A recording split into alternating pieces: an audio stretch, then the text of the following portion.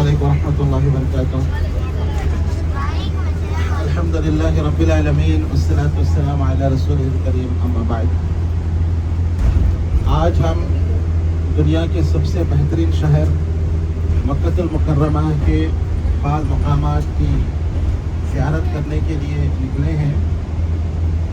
زیارت کے سلسلے میں اصول آپ یاد رکھیں کہ ثواب کے نیت سے نبی صلی اللہ علیہ وسلم نے فرمایا کہ صرف 3 مقامات کی زیارت کی جا سکتی ہے۔ کتنے مقامات کی؟ 3۔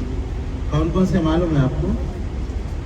کسی کو معلوم ہے کہ ثواب کی نیت سے انسان صرف 3 مقامات کی زیارت کر سکتا ہے، سفر کر سکتا ہے؟ کون کون سے وہ 3 مقامات؟ جو بھی آپ کو معلوم ہے بول سکتے ہیں۔ ایک ہے مکہ المکرمہ، مسجد الحرام جہاں ہم آئے، اور دوسرا مسجد نبوی مدینہ منورہ میں انشاءاللہ ہم لوگ جائیں گے، اور تیسرا بیت المقدس مسجد اقصی۔ یہ 3 مقامات آپ ثواب کی نیت سے سفر کر سکتے ہیں۔ اس کے علاوہ کسی اور جگہ ثواب کی نیت سے سفر کریں اور راستے میں اگر انتقال ہو جائے تو آپ صلی اللہ علیہ وسلم فرمائیں کہ وہ جاہلیت کی موت مرے گا۔ تو اب ہم جو زیارت کر رہے ہیں یہ ثواب کی نیت سے نہیں۔ کوئی یہ نہیں سمجھے کہ غار ہرا کو دیکھنے سے 10 نیکیاں ملتی ہے، ایسا نہیں ہے۔ یہ غار ثور پہ چڑھنے سے 50 نیکیاں ملتی ہے، ایسا عقیدہ نہیں ہونا چاہیے۔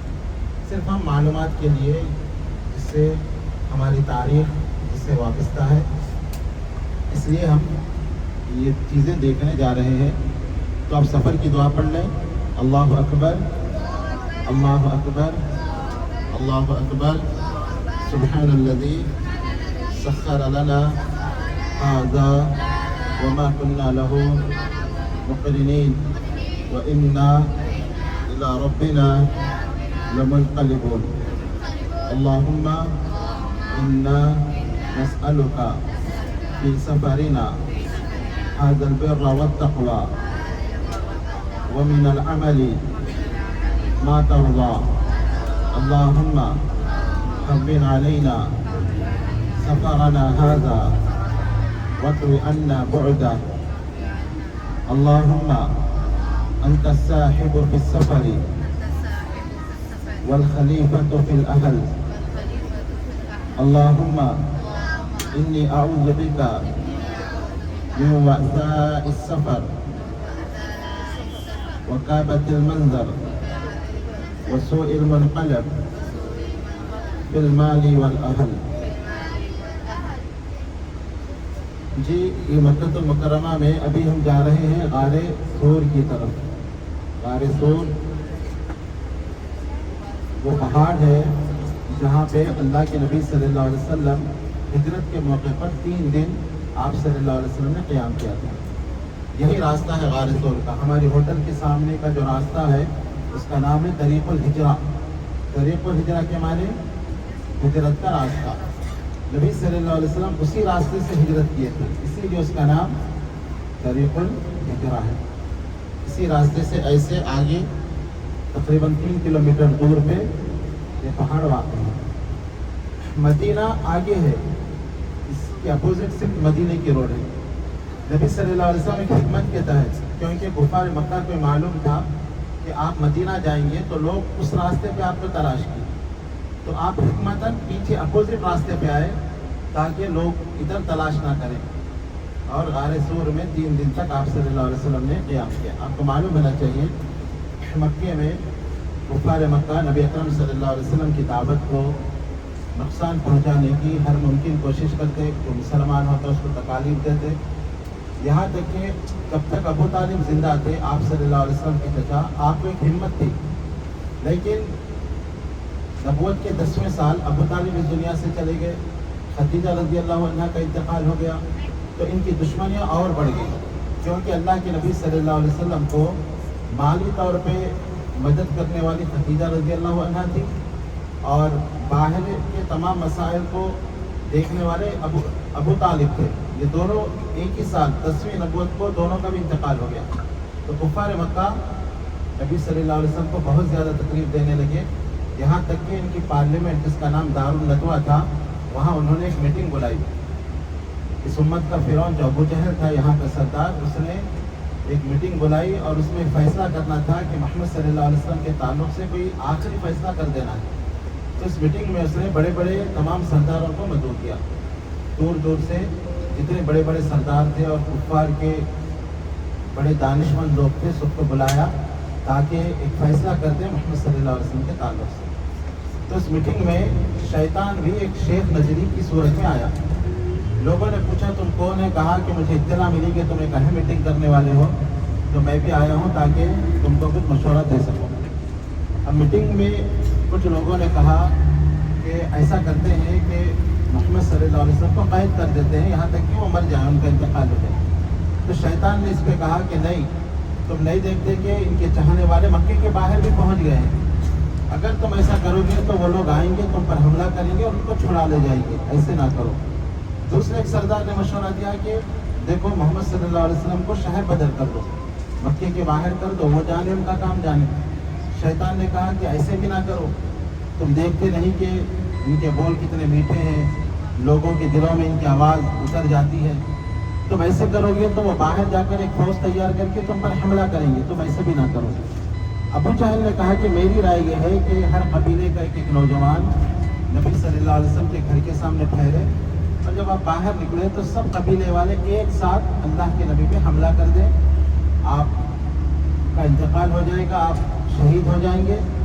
अब नबी सल्लल्लाहु अलैहि वसल्लम के जो ख़ानदान के लोग हैं, बनु अब्द मनाफ, वो किस किस से बदला लेंगे? तो वो कुछ दियत तलब करेंगे, हम चंदा करके पैसे दे देंगे, मसला हल हो जाएगा। तो शेख नजदी ने कहा, जो शैतान था, ये नौजवान की राय सबसे बेहतर है, तुम ऐसे ही करना।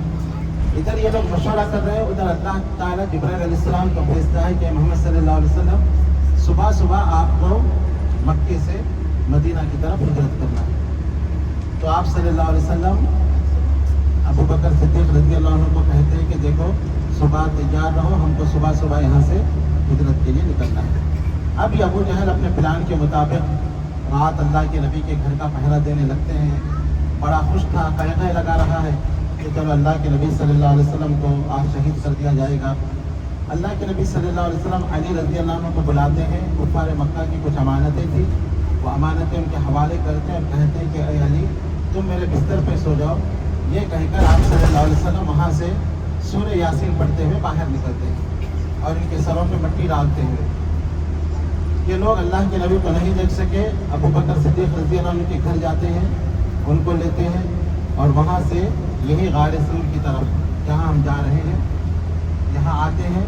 अबू बकर सिद्दीक़ रज़ियल्लाहु अन्हु और अल्लाह के नबी दोनों इस ऊपर चढ़ते हैं पहाड़ पे। आप देखिए कितना ऊंचा पहाड़ है।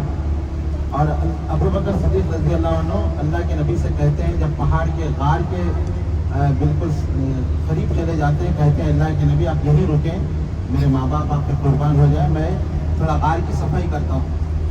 जाते हैं, गार को साफ करते हैं, कुछ सुराखें थी, अपना ऊपर का कपड़ा फाड़ के उन सुराखों को बंद करते हैं। फिर भी 2 सुराख बच जाते हैं तो उन 2 सुराखों पे अपने पैर को रखकर आवाज़ देते हैं कि अल्लाह के नबी आप अंदर तशरीफ़ लाएँ, मेरे माँ बाप आप पर कुर्बान हो जाएँ। नबी सल्लल्लाहु अलैहि वसल्लम बाहर में जाते हैं और अबू बकर सिद्दीक़ रज़ियल्लाहु अन्हु के पैर पे सर रखकर आराम करते हैं। इसी दौरान एक जहरीला सांप अबू बकर सिद्दीक़ रज़ियल्लाहु अन्हु के पैर को काट लेता है। तकलीफ बहुत ज़्यादा थी, लेकिन पैर इसलिए हरकत नहीं करते कि कहीं अल्लाह के नबी बेदार ना हो जाए, लेकिन आँख से आंसू जाते हैं और अल्लाह के नबी सल्लल्लाहु अलैहि वसल्लम के चेहरे पर पड़ते हैं। अल्लाह के नबी पूछते हैं कि अबू बकर क्या बात है, क्यों रो रहे हो? कहा अल्लाह के नबी मेरे पैर को किसी जानवर ने काट दिया है। अल्लाह के नबी वहाँ अपना थूक लगाते हैं जिससे उनका पैर अच्छा हो जाता है। अब यहाँ ये होता है कि अबू जहल जो इंतज़ार कर रहा है अल्लाह के नबी सल्लल्लाहु अलैहि वसल्लम की आमद का, वहाँ से एक आदमी गुजरता है और पूछता है कि तुम क्यों ठहरे हो यहाँ? वो कहते हैं कि तुमको पता नहीं, आज तो हम मोहम्मद सल्लल्लाहु अलैहि वसल्लम को कत्ल कर देने वाले हैं। वो आदमी कहता है कि तुम्हारा बुरा हो, अभी तो अल्लाह के नबी तुम्हारे सामने से तुम्हारे सरों पे मट्टी डाल के गुजरे हैं।